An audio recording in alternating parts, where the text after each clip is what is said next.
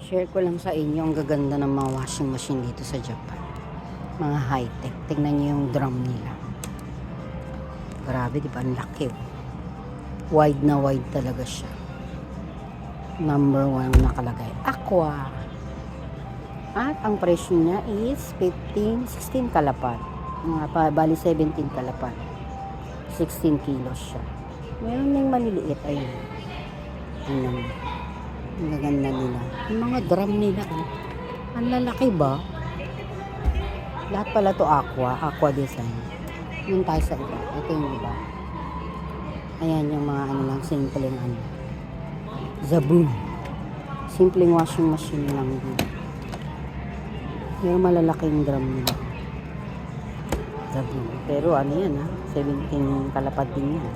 Ano to? Paano to? Alo. Ano ilalagay mo? Kung marunong baka masira ako. Ito pa. Mga high-tech na talaga. Grabe. Hindi mo na alam kung paano aanuhin. Malaki. Ito pa. Mga refrigerator na. Pwede nang pang ano ito pang laundry sa atin. Panasonic. Ito yata yung ginagamit pang laundry. Ano ba? Ito, parang ang liit ng ano nito. Parang ang liit ng drum niya. Ang dami, grabe. Ang daming pagpipilian. Pero ang mga presyo, parang refrigerator na ito. Parang buksan ito. Hindi na ako marunong magbukas nito. Ano to?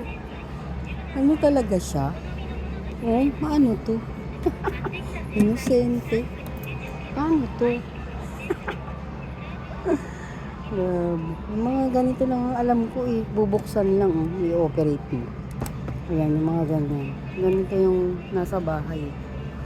Ang dami. Ito po. Asan ba yung design na binili namin? Mga Panasonic din to. Ang gaganda. 27 kalapad. Grabe. Ito 31 kalapad. Bakit? Anong meron? 12 kilos. 6 kilos. Hanggang hawak lang. Di ako marunong mag-open. Ito pa. Ayan. Nilibot ko kayo.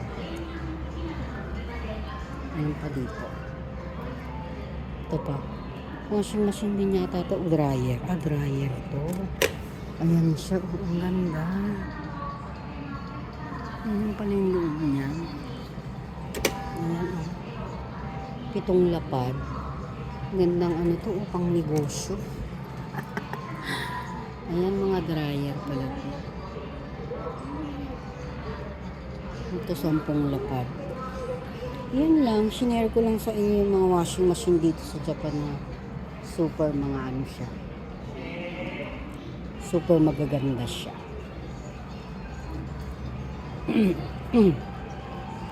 Sana yung kasama ko. Susunod yung mga ref naman ano natin. Ngayon washing machine naman. Kaya pa yung ano ko.